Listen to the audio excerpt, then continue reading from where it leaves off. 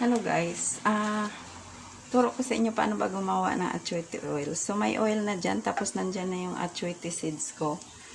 So para maganda ang achoite nyo, ito na lang bilhin nyo. Ayan, UFC achoite. Ayan. Kasi pag sa labas maraming buhangin, so ito malinis. Ayan.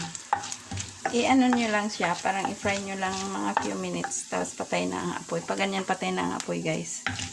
Kasi pangit pag na-overcook ang achoite seeds. So ayan, naka-extract na tayo ng kulay. Ayan. Meron na tayong achoite oil.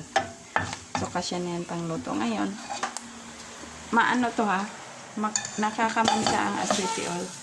So ang pagtapon yan, ang lababo namin may strainer na ano siya, pino, kaya pwede mo siya itapon dito ha. Pero sa strainer na malalaki ang butas, huwag nyo itapon doon, baka magbara. So ihulog ko na lang siya dyan dahil nagmamadali tayo.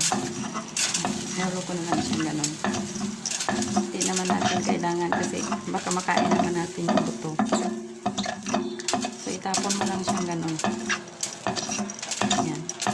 Nakakamansya ang achoite guys ha. Ingat kayo pag nagluto. Kukuha din naman siya. Bali, pag naglaba kayo, lagyan nyo lang ng hot water at tatanggal din naman siya. Tsaka sunrocks. Ayan. Okay na. Nakagawa na tayo ng achoite oil. So, ayan na. That's it guys. Ang paggawa ng achoite oil. Thank you so much guys for watching.